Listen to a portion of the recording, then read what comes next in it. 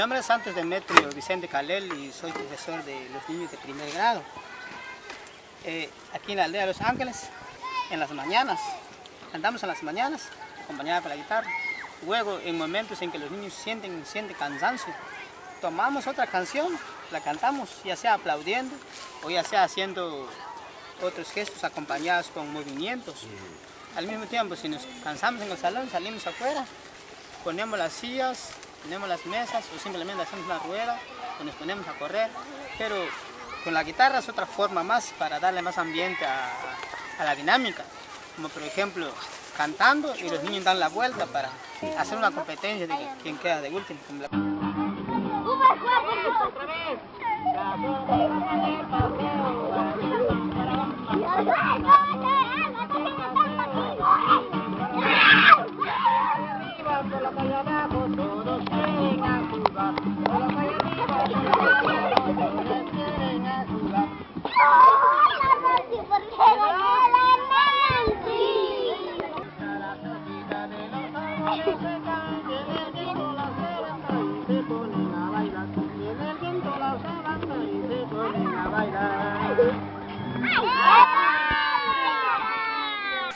Ya sea que los niños, hay niños que también les interesa, escuchan este sonido y se animan a preguntar, yo quiero aprender, yo quiero tocarlo, yo quiero rascar las cuerdas.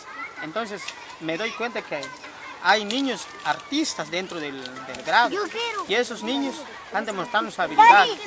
Cuando se les da la oportunidad, tienen que aprender.